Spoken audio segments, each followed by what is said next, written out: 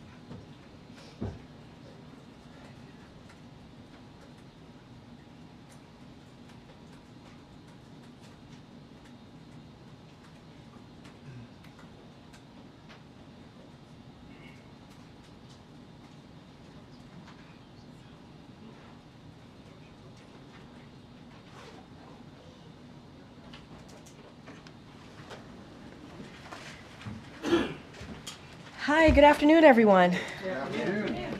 Good to welcome back to some of you out there who are on the trail. Good to see you all.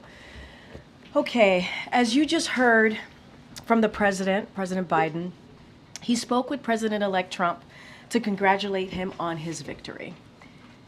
He also assured him that he would direct his entire administration to work with his team to ensure a peaceful and orderly transition of power. That is what the American people deserve. He also spoke with the Vice President to congratulate her on a historic, inspiring campaign. And for some people, this election is a time of victory, and others, it's a time of loss. To state the obvious, Tuesday's night's results were not our team's desired outcome. There's going to be a lot of post-mortem analysis of what happened in the coming days, in the coming weeks, even in the coming months. And so I'm going to leave those questions to the election experts. That is certainly not my role today.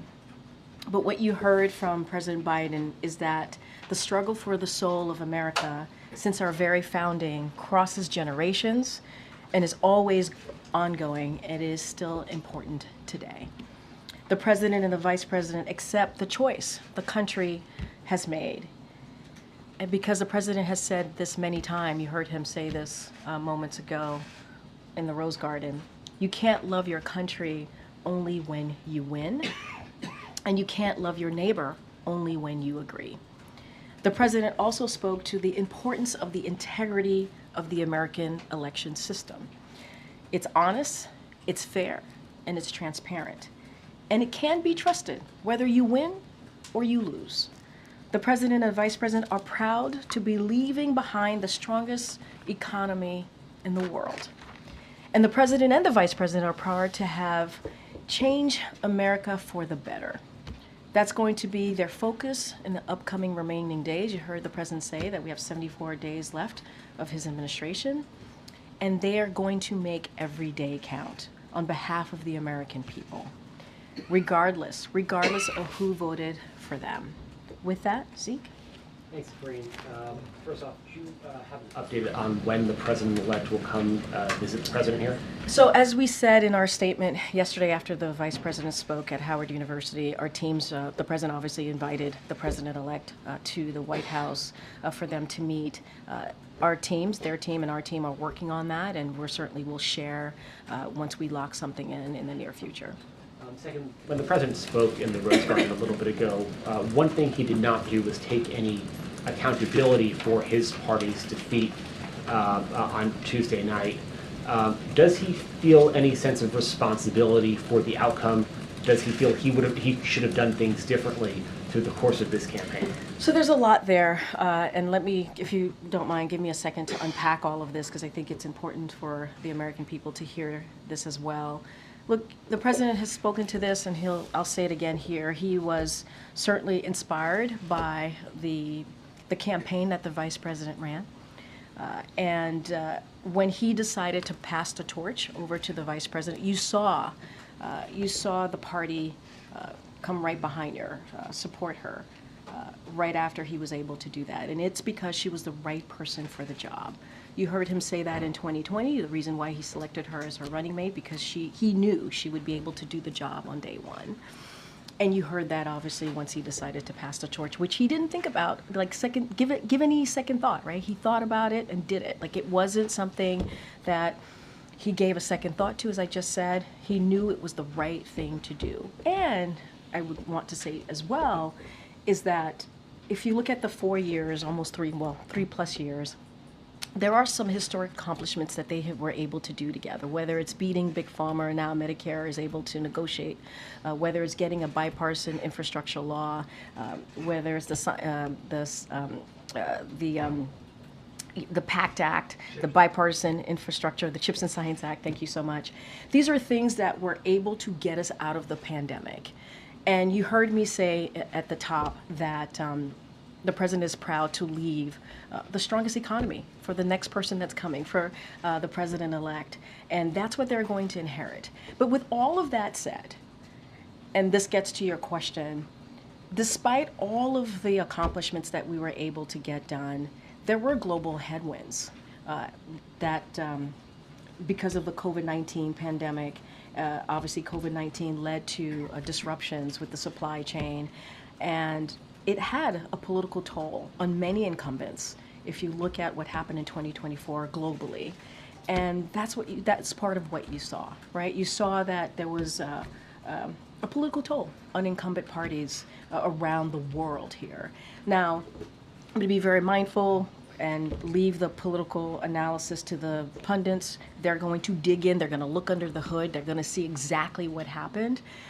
But what we saw 2 nights ago was not unusual to what we have seen from the incumbencies around the world on the global stage. To restate my question, does the president feel any responsibility for the outcome?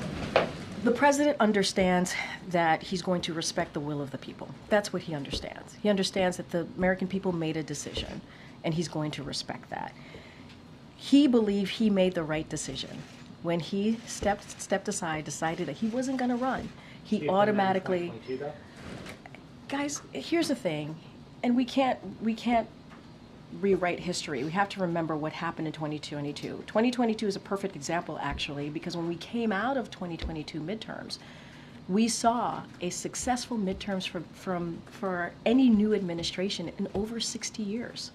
And it was because of the president's policies. And let's not forget that all of the accomplishments that the president did, again, I had listed the bipartisan infrastructure legislation, Chips and Science Act, the Inflation Reduction Act.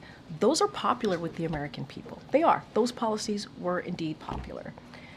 And that's what got us through the 2022 midterm. It was supposed to be a red wave. That didn't happen. And so coming out of that, we did see some historic markers there. And so the president believed that he needed to do. He's always going to put the American people first. When he decided to step down and endorse immediately the vice president, that's what he thought was the right thing to do in that moment, in that time. One last one for me. I'm sure my colleagues have a few to unpack there. But the president entered office. He said he went around and traveled around the world, met with leaders. He's always would recount this anecdote of, I'd say America is back, and then they would say, but for how long? The world now has that answer. It was 4 years and 2 days. Does the president feel like he has let down America's allies and partners? That now sort of the very different worldview than him will now be in the Oval Office. So look, I'm not going to get into what the president-elect is going to do, not going to do. I'm not going to do that. What I'm going to say is the president's message is going to continue to be the same. American leadership matters. How we conduct ourselves on the global stage matters. We are indispensable nation on the world stage. That is what the president believes. And that is something that he's heard, to your point, when he was around the world. And he appreciates the cooperation that he's received from our partners and our allies. If you think about Ukraine and how we were able to make NATO stronger and get more than 50 countries behind Ukraine. When you think about what's happening in the Indo-Pacific to the Middle East. And so cannot speak to what the next administration is going to do. I can only speak to what the president was proud that he was able to do over the last 3+ years. And that's going to continue to be our focus. And that's what we believe is the right thing to do on behalf of the American people. Okay, Nancy. Thank you. Does the president have any regrets about when he chose to leave the race, or any regrets about deciding to run for a second term? So, look, the president is very proud of what he was able to accomplish. He was very proud when he made that decision to hand over the torch, pass the torch to the vice president. He believed it was the right decision to make at that time. He believed that she was ready. She was ready to lead on day one, and has been very proud on what he's been able to deliver. And as I was talking to Zeke, or answering Zeke's question moments ago, what we saw 2 nights ago was certainly very much in line to what we've seen in other G7 countries. In incumbencies, the role, the toll that the pandemic took, even though we were able to lead in the world when it comes to the economy, we saw what happened in other G7 countries. And so that is what we believe. Look, there's going to be a lot of punditry, a lot of election experts who are going to have their opinions, who are going to have their thoughts, but the president is very, very proud of what he's been able to accomplish, and incredibly impressed by what the vice president was able to do. Has the president been hearing from foreign leaders about the outcome of this election, and have they expressed any concerns to him? What has his message been to them? So I don't have any calls to read out about the president speaking to foreign leaders. It's only been two days, as I just mentioned, and so don't have anything for you to read out.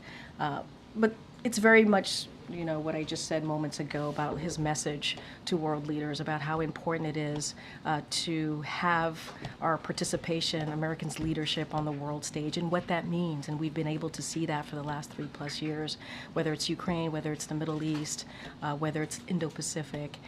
A lot of that, making NATO stronger, was certainly the president's leadership, and that's what other allies and partners, that's what they rely on us on.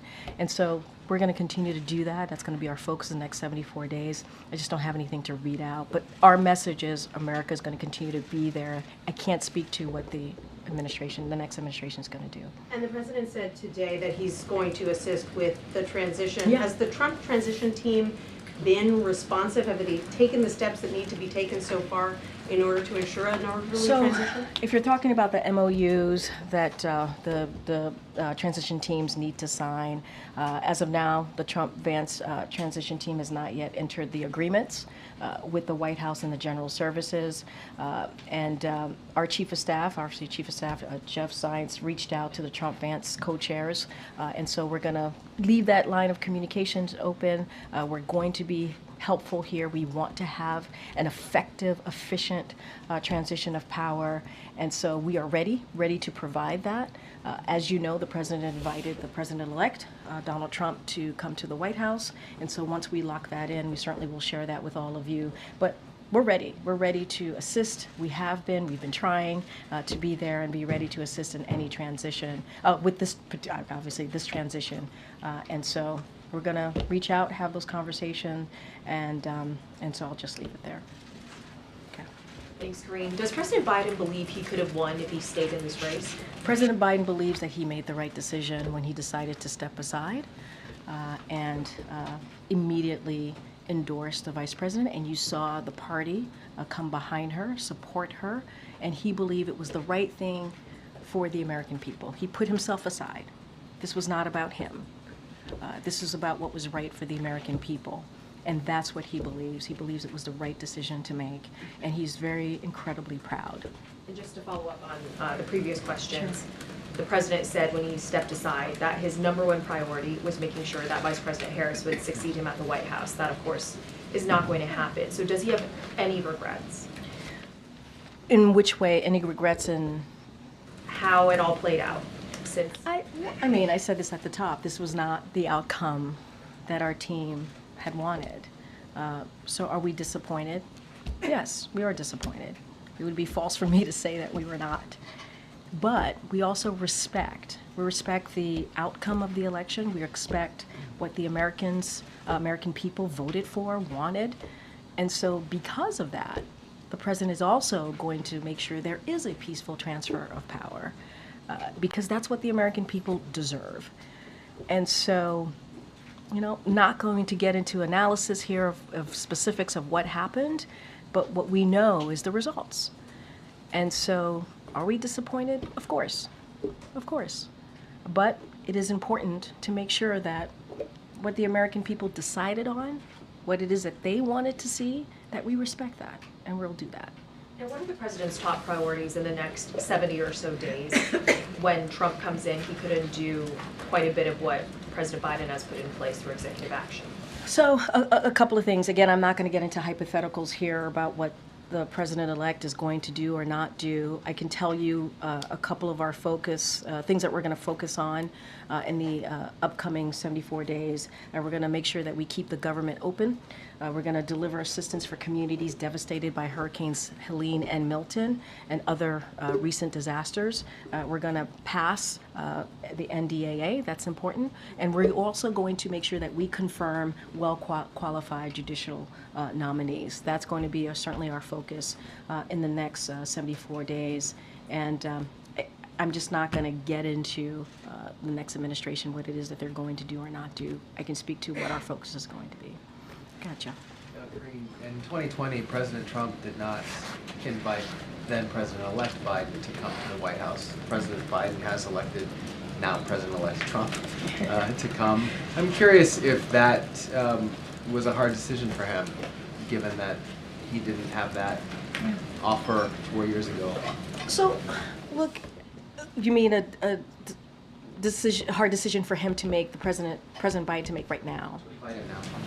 I mean, you've covered the president for a long time. I think you covered him when he was vice president. You know Joe Biden, right? You know that this is a person that cares about the American people, that respects the office. And if anything, he has shown that not just the 3+ years, he has shown that as senator, as vice president.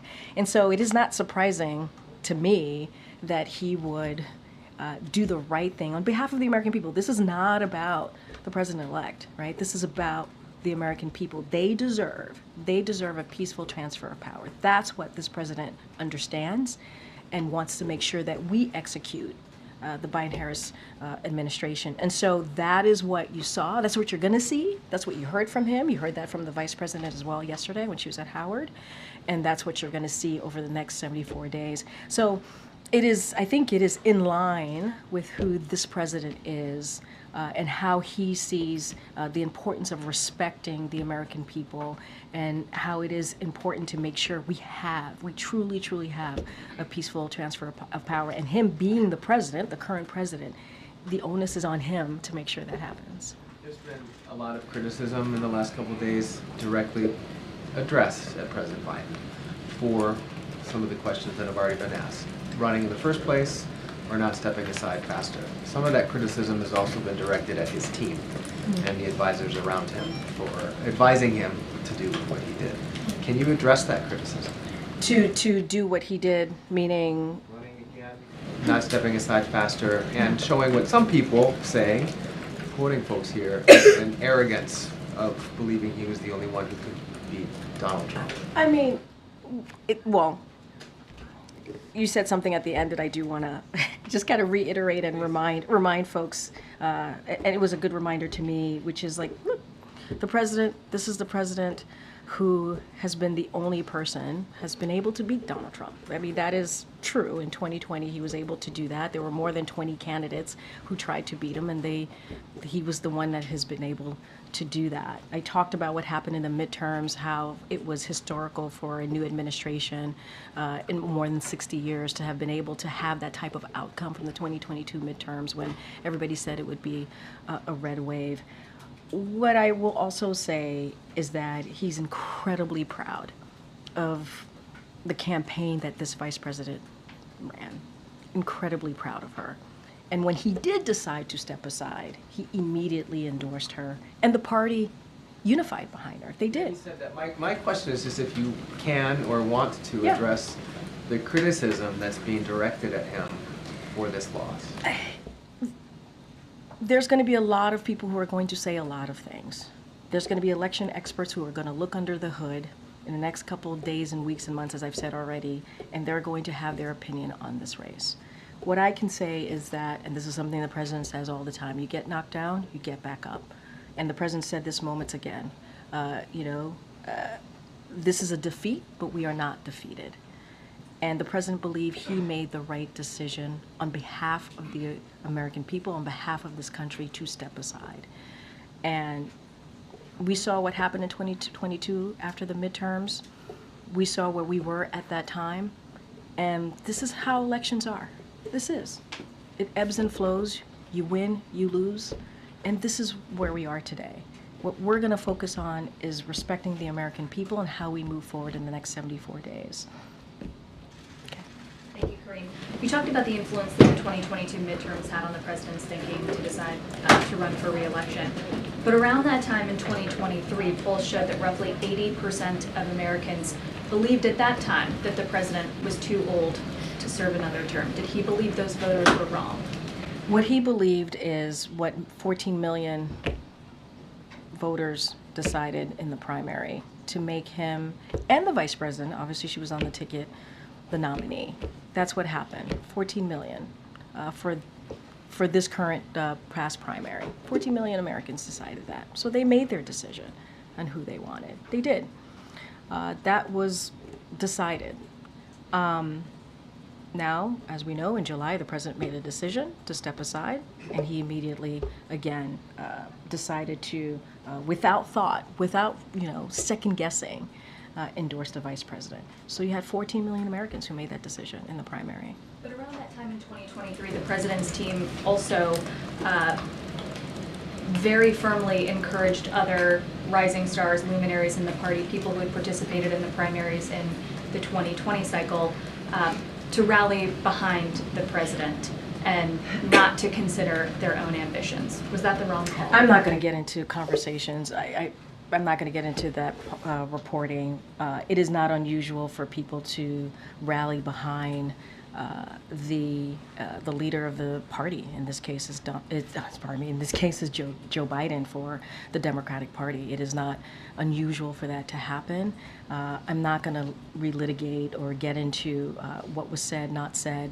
I actually don't have any information on that. What I can say is what the president decided to do. What the president believed, and what the president's going to continue to do is put the American people first. That is the most important thing for him. Does the president have worries about what the country and what this office will look like after January 20th? Look, the president is going to certainly, again, respect what majority of Americans decided. They decided They wanted Donald Trump to be president, and he's going to respect that. I don't want to get into hypotheticals about what's going to happen in the next administration, not happen in the next administration. We are proud, the president is incredibly proud of what he has been able to do for the American people. And that's going to continue to be his focus. I talked about the legislative focuses that we're going to have in the next 74 days. And he wants to continue to implement those historic legislations, now laws, that he was able to get done. And, you know, the next administration is going to inherit a strong economy, which he's very proud about. But I think for now I'm going to leave it there. And does the president hope to meet with the president-elect before leaving to go to South America, where he'll meet with world leaders? What I can tell you, it'll be in the near future. We're going to work that out. Certainly his staff is going to work with the staff of the president-elect to find a time that works for both. I can't say the timing just yet, but certainly you all will know when that occurs. But I can say for sure it will be in the near future. Okay. Thank you, Karine. So does the president believe that he could have beat Donald Trump? What the president believes is that he did the right thing for the American people. I'm not going to get into, what could have, would have. He believed he did the right thing. He believed that the vice president ran a great campaign. He's incredibly proud of what she's been able to do, and how she was able to unify the party, and how she stepped up and was able to get running with a impressive campaign. And so that's what he believed. He thought it was the right thing to do. And here's the thing, the party unified behind her. And I think that's what is important. He believed he did the right thing. So Republicans have threatened to repeal the Inflation Reduction Act. Mm-hmm. Does the White House have any plans to take any actions to safeguard some of the measures, such as clean energy investments, for instance? So a couple of things. I do want to talk about the Inflation Reduction Act. That is a popular piece of legislation, obviously, that became law. That is, when you think about climate change, the most comprehensive law to be passed to deal with climate change. I talked about beating Big Pharma. When you think about Medicare now being able to negotiate, and not only that, you're obviously to negotiate to lower cost. I mean, there is so much that comes out of the Inflation Reduction Act. Only Democrats voted for it. You have heard us warn about Congress trying to repeal that, and it is popular. We saw what happened when they tried to repeal the ACA, the Affordable Care Act, which became popular and helped tens of millions of people get health care. And so that should be a warning for them. That should be a warning for them, not to go after something that actually helps the American people, that actually delivers on key priorities, and that is actually popular. So I'll leave it there. Go ahead, John. Thanks, Karine. One of the issues debated, discussed quite a bit during the course of the campaign was the issue of reproductive rights. Is the White House, the president, concerned that with a Republican in the White House, Republicans controlling the Senate, a super conservative majority on the Supreme Court, at the very least, we don't know what's going to happen in the House, that reproductive freedoms for women will be rolled back? I mean, that is something that we have said consistently that we are concerned about. I believe 3 national bans on abortion were introduced in Congress. This is something that Republican elected officials continue to go after, the rights for women to make decisions on their own body. Very difficult decision, a decision that should be kept between a woman, her family, and her doctor. And so, it is incredibly concerning. And we're talking about women across the country whose health could be at risk. And so what I can say is the president and the vice president is going to continue to stand with majority of Americans on calling on Congress to restore the protections of Roe v. Wade. That's what we want to see. Are we concerned? Yes, we're concerned. Nothing changes about our concern about that post-election. And they've Republicans in Congress have made themselves very, very clear. And so we're going to do everything that we can when we have taken steps to protect women and this decision and important critical decisions that they have to make. And so that will certainly continue. You said the vice president ran a great campaign, and yet she underperformed in every state compared with President Biden when he ran in 2020. Why do you suppose that was? I'm not going to do punditry from here. That is not something that I'm going to do. I'm not going to dive into the data. I'm not going to do that. There's going to be plenty of time for election experts to look under the hood, to tinker around in it, figure out what happened. I'll leave that to them to deal with. But I would say she ran an impressive campaign. Some of you reported that. What she was able to do, it was impressive. How the amount of money she was able to raise, how she was able to put together a campaign around her, right? A campaign that obviously the president built and was happy to hand that over to her, and she stepped up to the moment.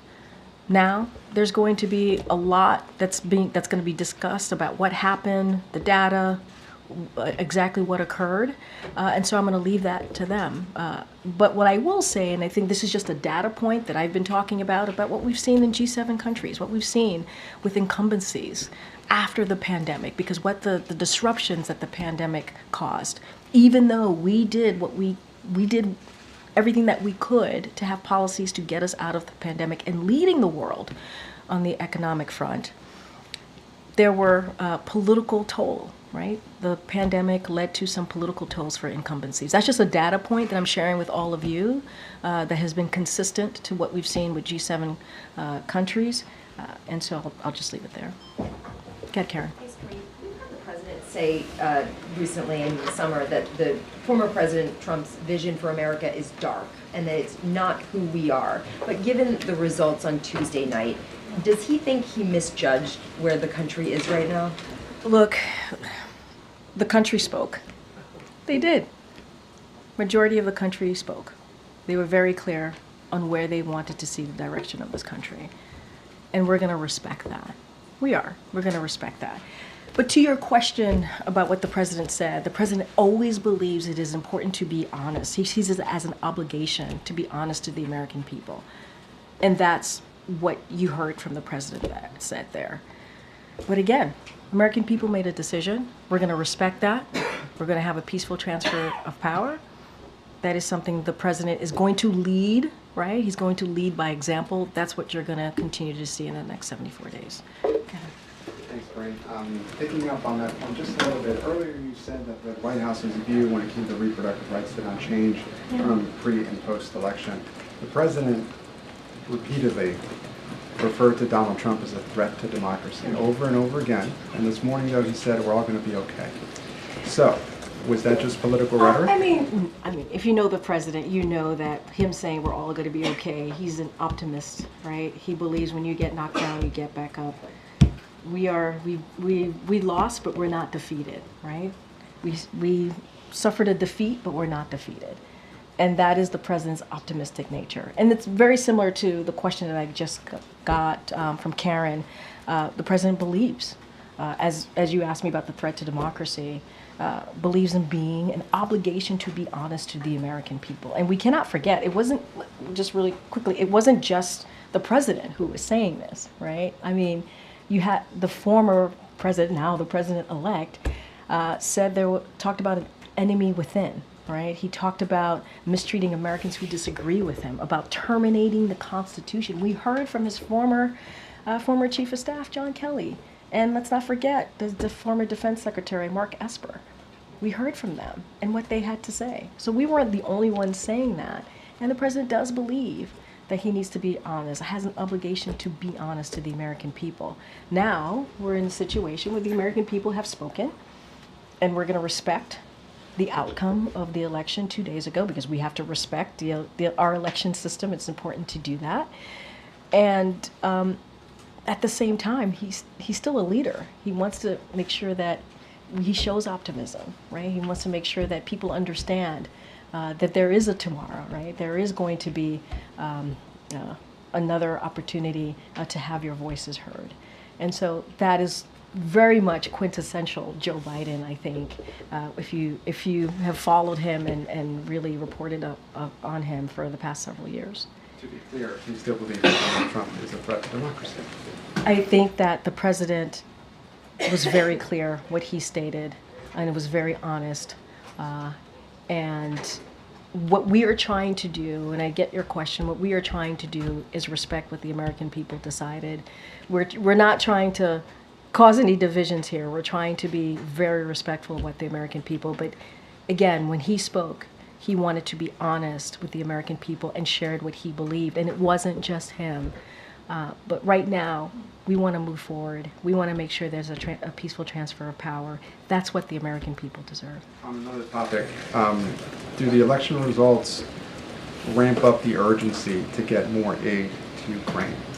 So look, I think in September, the president talked about surging aid to Ukraine, and we've been hearing us to kind of announce aid to Ukraine over the past several weeks, if not months, and so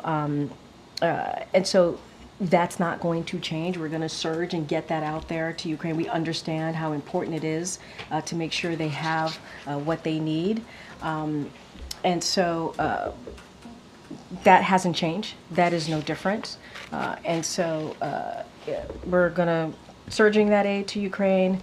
We're going to continue to make sure that they have the strongest, everything that they need on the battlefield to push back against Russia's aggression.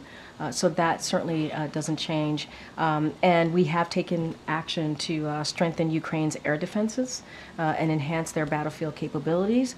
And so we are committed. We continue to be committed. But we've been surging that aid for some time. Like I said, when the president made an announcement back on September 26th.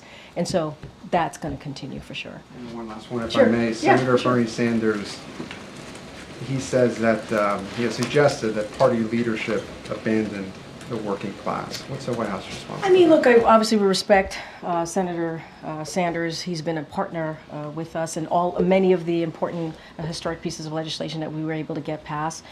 Certainly the senator has been a partner with us. Here's what I will say to that is the president has been called the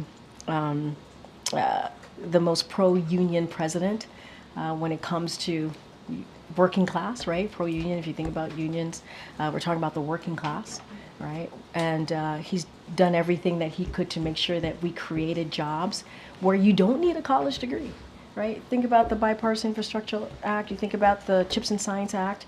Those legislation created jobs, are going to create thousands of jobs where you literally could get a six-figure salary a year and not have to have a college education.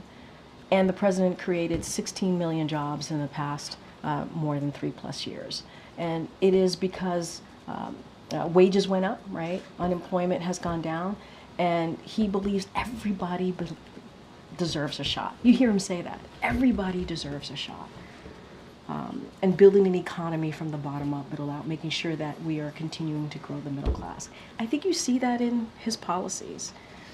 And so, respectfully disagree with the senator, and I think you can talk to unions, you could see the jobs that we've been able to create to disprove that. And this is a president that cares certainly about the people who do get forgotten, the people who are not able to make ends meet. He understands what it's like to sit around a kitchen table trying to figure out how you're going to pay for a medical bill, how are you going to pay for your kids' school, how are you going to pay for groceries. And so does the vice president. Go ahead, Kim. President-elect Trump has heard from a number of world leaders since the election, Xi, Macron, Zelensky, Netanyahu. What is the level of concern that Trump may try to conduct foreign policy in this transition period and get in the way of some of the president's foreign policy priorities? I mean, look, it's not unusual, right, for a president-elect to hear for world leaders, especially after an election win. I don't have anything beyond that. I'm not going to speculate beyond that, and so I'm just gonna leave it there. And does the president see this election as a setback to some of the efforts he's been making to try to get the hostages released, to try to bring peace to Gaza? So look, since you mentioned Gaza, we're going to continue to work to get to advance diplomatic efforts, obviously to end the war in Gaza and secure the release of all the hostages. That's what we're going to continue to do, and as well as our efforts to get to a resolution in Lebanon that ensures citizens on both sides of the blue line can safely return home. And so that's going to continue in the next 74 days. That's going to continue to be a focus, and that's going to be continue to be a commitment. Does this make it harder, though? You know, it's asking for speculation. I'm not going to speculate. All I can speak to is what we're committed to do, but that doesn't change. That certainly doesn't change. Go ahead, Tam. Thank you. As you said, the Trump team hasn't yet signed those memorandums of understanding with GSA. Does that in any way impede your ability to help there be a smooth transition? Are there any practical implications in terms of what this White House is able to do? Okay, a couple of things. I'm glad you asked this. So there are two memoranda of understanding under the President Transition Act. The first one is the MOU that's with the GSA, which offers services like office space, equipment, and supplies. And then the second MOU is with the White House, which outlines access to agency employees, facilitates and information. So yesterday, the Chief of Staff here, Jeff Zients, reached out to Trump-Vance transition co-chairs, that's Howard Lutnick and also Linda McMahon, to make clear our intention to lead an orderly transition and reiterate the role the agreements play in initiating transition activities. Zients, Jeff, acknowledged the public comments in mid-October by co-chairs that they intend to execute on the MOUs, which both parties in the past transition have agreed to. So he stressed that the White House and the administration, we're ready to assist. They said that they were going to, and so we'll leave that to them. What happens if they don't get signed? I'm not going to get into hypotheticals from here. Anything now? I mean, look, we're here to assist. We want to have a peaceful transition of power. We want to make sure they have what they need. I laid out, there was a reason I wanted to lay out the two MOUs for folks to understand. And look, they said they have an intent to do so. We're going to leave it to them. That is really a question for them to answer. We are ready. We are prepared. We want this to work. And so we stand by that. And we heard from the president today. However, he did not take questions. We're hearing from you. We would like to hear from the president. It's traditional for the president to come out. It would be much easier to ask him, for instance, how he feels about the election. Sure. Are you going to make that happen?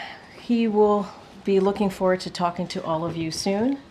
And when that happens, we will let you know. You're talking about like a actual press conference? Press conference. Okay, we have 74 days. Go ahead, Dan. Thanks, Karine. Does President Biden... does President Biden fear for Ukraine's future after Donald Trump's victory, given that he's talked about cutting aid, about pushing through a peace deal? Look, I've been pretty consistent the past couple of questions.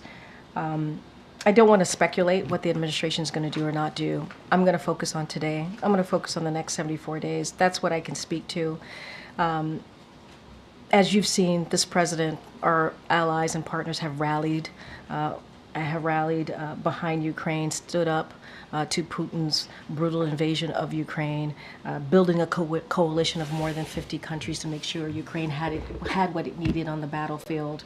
And we're going to continue to do that. We're going to continue to surge assistance, support that they need to Ukraine so that they are able to defend their freedom and fight for their independence. And protect themselves from Russia's aggression. That is what we're committed to. That's what we're going to continue to do. I'm just not going to stand here and speak to what the administration is going to do or not going to do, the upcoming administration. I'm going to ask you to speculate one more time about something else. Sure. On a related note, Vladimir Putin said today he was ready to talk to Donald Trump. Would that be a good idea, do you think? I'm just not going to speak to that. I mean, he's the president-elect. That's what the American people decided. I can speak to what we're going to do the next 74 days, our continued commitment to make sure that Ukraine has what it needs to beat back Putin's aggression, and that's what I'm going to speak to. Okay. Thanks, Karine. I have two questions on pardons.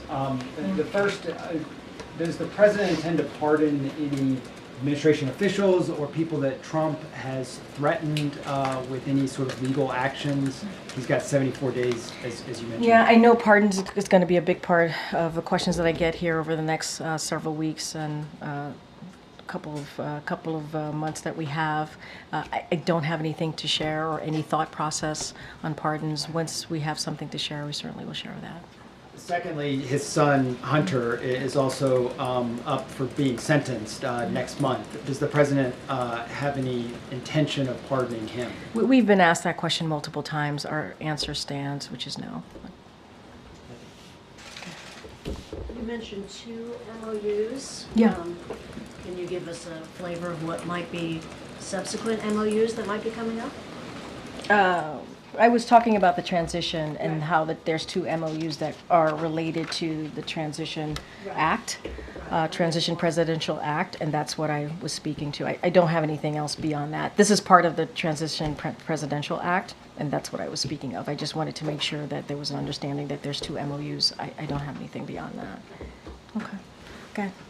Is the president still planning to attend APEC and the G20 summits next week? And if so, given there's such little time in office, what does he aim to do there, accomplish there? So look, he is planning to attend both conferences, if you will. He's going to be going to Peru and Brazil to attend those conferences respectfully. We will have more to share. I don't have anything beyond that, but I can confirm that the president will be attending. Okay, Anita in the back. Thank you. 2 foreign policy questions. First of all, what are your top foreign policy objectives in the next 74 days, especially vis-a-vis the Americans being held in Gaza and in Ukraine? Or what are you doing to work to, if you can't solve these problems in the next 74 days, to handle it for the next administration? So look, the president's going to continue, as more broadly speaking of, in more general terms, speaking of the president's focus on foreign policy. He's going to continue to push forward with the progress that we've made over the 3+ years, and that's been on an array of important issues. Whether I've been talking about Ukraine, whether it's continuing to strengthen our alliances and partnership, standing with Ukraine, making sure they have what they need on the ground to beat back against Putin's aggression, tackling challenges we face in the range from Indo-Pacific to the Middle East. So that will continue to be the president's focus on foreign policy matters, certainly that are important to the American people. I spoke to Gaza already when I was asked a question about Gaza. We're going to have those diplomatic conversations. We want to make sure that we bring the hostages home. That is all the hostages. That is a focus. And let's not forget Lebanon as well. We want to make sure there's a resolution there. And so that's a lot. That is nothing new to what the president has been focused on for the past several months or past 3+ years, and so we're going to continue to do that. With the next administration may be finalizing the deal and getting the credit for that if you line it up? I mean, look, this is about what's right for the American people. You know, this is right. I mean, I just said moments ago the president is very proud to be handing over the strongest economy. The next administration is going to inherit a strong economy, and the president's proud about that. He's proud that he's been able to do the work so that the next administration will inherit that. And so, look, we're going to focus on what we can do right now in the next 74 days. And everything that this president does, every focus that he has is on the American people. And that's what we're going to continue to do. At the G20, what is the president's message to China and the other 19 members of the G20, especially vis-a-vis climate change, which, President Trump has a very different policy. And we'll have more to share on what the goals and what the message is going to be when the president travels next week. I was able to confirm that he'll be attending those 2 conferences. We'll have more to share for you all, but I think we've been very clear on our messaging when it comes to the Indo-Pacific, when it comes to China. I think we've been very clear on that, but we will certainly have more to share. Go ahead, Jerry. Considering the outcome of the election, what is the White House's message to Black and Brown communities, LGBTQ Americans who are fearful of the vulnerabilities of a Trump administration, given some policy proposals like eliminating DEI mechanisms, banning LGBTQ bans in healthcare and in classrooms. And how is the president thinking about ways he can advance or preserve civil rights, his agenda in these final days? So look, the president and the vice president, as you know, have put civil rights as one of the top issues in their administration, and we have taken action to make sure that people who are vulnerable and did not have protections or needed additional protections, we made sure that we did everything that we can with this administration so that people in those vulnerable communities feel protected. And that's something that the president and the vice president believe in, are very proud of, and continue to do. And when it comes to this election, I said this, we did not have the desired outcome. There are some people who are celebrating and some people who are heartbroken by this moment. And we understand that. But the reality is majority of the American people voted, and so we're going to respect that. I don't have any new policies to speak to, but for those who are hurting, we see you, we hear you, we understand what you're going through, but don't have anything else to speak to. One more question. There are reports of racist text messages targeting Black Americans being sent across the country, particularly on college campuses, Ohio State, University of Alabama, Clemson University. And these messages are claiming to be from Trump supporters, indicating that recipients have been selected to, quote, pick cotton on plantations. These messages were quickly condemned by campus and civil rights leaders, but is the White House tracking this, and what concern does the White House have about the outcome of the election leading to heightened hate speech? Well, look, I have not spoken to the team here about that reporting. It does sound concerning, obviously. I would have to go back and get a better sense of what is indeed happening and what, the facts are. Just going to the broader question, it is important for every community to feel safe, to feel protected. That is something that this president has done and the vice president has done over the 3.5 years. We understand how vulnerable communities can feel, and it is important that we do that. And I think that's why in the next 74 days, the president wants to lead by example. That's why we keep talking about a peaceful transfer of power. That's why we keep talking about the importance of the election system and the results, because he believes it's important to, again, lead by example as President of the United States. And that's what we're going to do here. Again, I can't speak to the reportings directly. If it indeed is what's happening, it is concerning. And so let me talk to the team and get you a fuller answer. Okay, go ahead. What will Kamala focus on in next 74 days? And will she spoke with J.D. Vance? Oh wait, I'm sorry, you're talking about the vice president? Yes. Okay. So I think I talked about what the administration, which obviously includes the vice president, what we're going to focus on the next 74 days. I will have more to share with you about a potential meeting with the vice president and the incoming vice president, J.D. Vance. Don't have anything to share with you at this time. Go ahead, Brian, in the back. Thanks a lot, Karine. Donald Trump had classified documents at Mar-a-Lago that he did not secure. Does the president have concerns about classified information being given to Donald Trump in the next 74 days as part of the transition, that Donald Trump would not take steps to protect that? Look, I'm going to leave it to ODNI to speak to whatever information, classified information.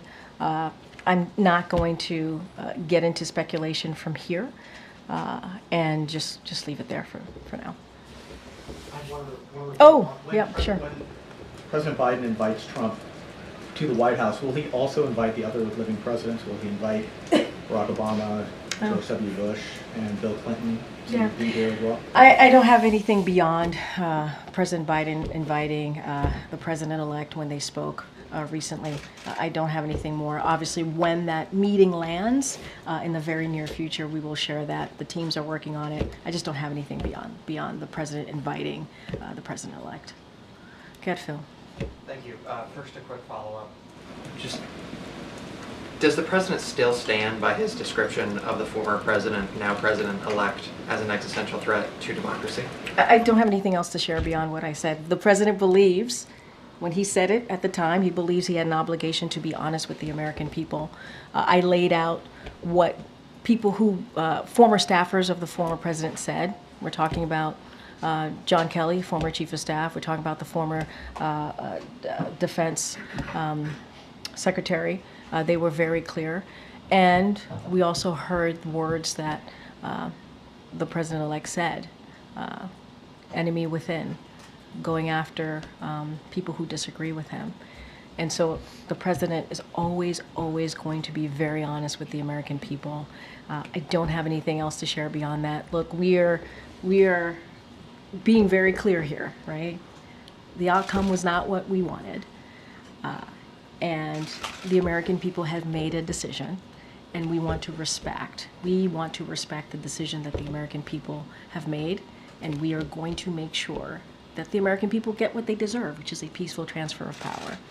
And we're going to continue to focus on issues that matter. We believe that matter to the American people in the next 74 days. So it sounds like his assessment hasn't changed.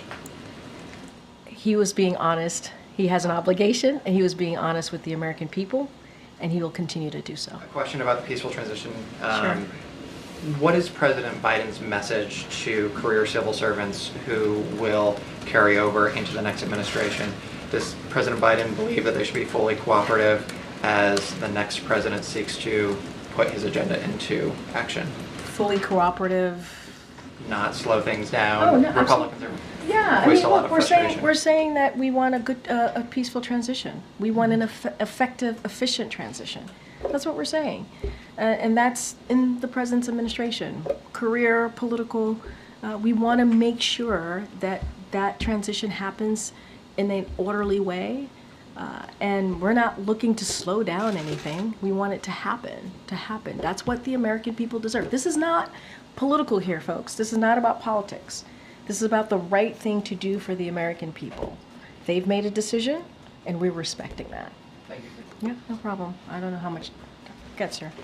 Are members of the Trump team traveling with the president and government officials to Lima to the APEC summit?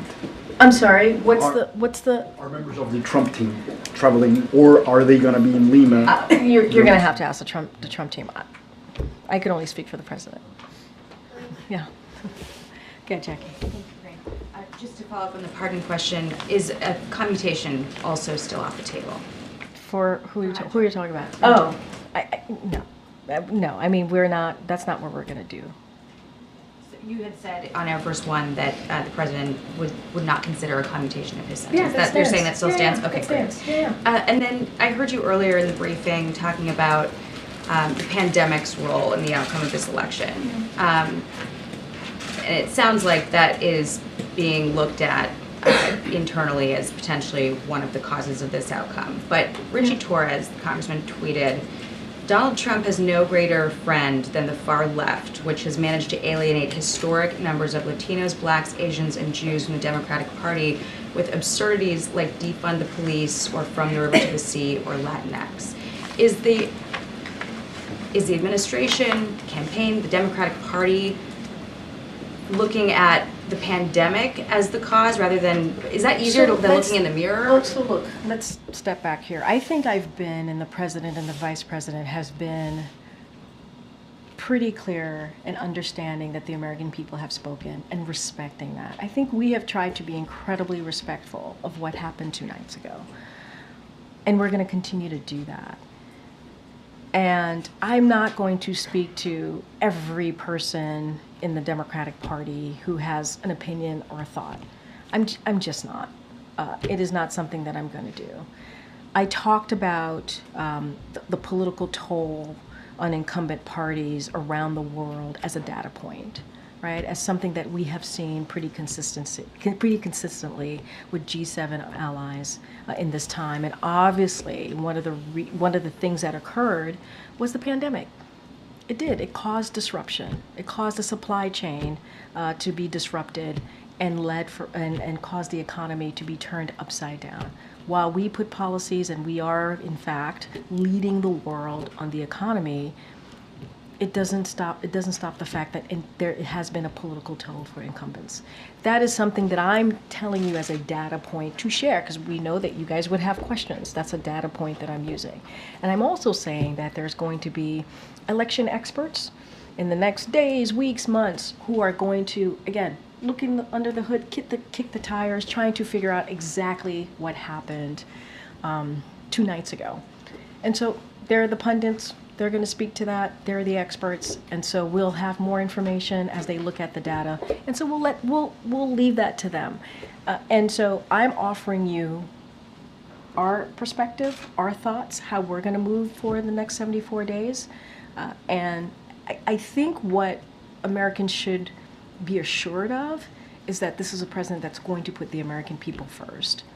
That's what people can be assured for. Is that examination happening at all inside, though? Because as Gabe mentioned, you know, this administration messaged to millions of Americans that they're going to wake up the day after the election if Trump won and have their rights stripped away, that democracy would crumble, and the president said today we're going to be okay. So how do you square that? I can't square that. I'm going to square that in a way that hopefully makes sense, because I've been answering this question multiple times. The American people made the decision. There was an election 2 nights ago. There was. And it was a free and fair election. And we respect the election process. We do.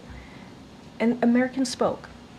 And so the job of the president is to make sure we respect that. The job of the president is to make sure that we have a peaceful transfer of power. That is what the American people deserve. And that's what we're going to, it's not complicated. It's truly as simple as that. As simple as that. The president called, the president-elect invited him to the White House. You know why? Because that's customary. That is customary. That is what you do. If you respect what the American people decided, that's what you do. And that's what the president's going to make sure that the Trump transition has what it needs, which is being led obviously by our chief of staff here. Why? Because the president wants to lead by example. It's not complicated. It really isn't. And, you know, that's important. By example is the message to people who are fearful based on what the messaging was about the state. Well, now you're just twisting everything around, and that's really unfair. No, it is. No, Jackie, it's unfair, because I've been standing here trying to be very respectful to what happened the last 2 nights ago. Being respectful. I've been standing here saying that we respect the decision that the American people made. I've been standing here and saying that the president's going to put the American people first. I've been standing here talking about how the president's going to make sure that they get what they deserve, which is a peaceful transfer of power. I do not appreciate having my words twisted. That is, I have been very clear, very clear about what the president wants to do, and the vice president. We want to make sure that we deliver for the American people. They deserve a peaceful transfer of power, and that's what you're going to see. Thanks, everybody. Have a good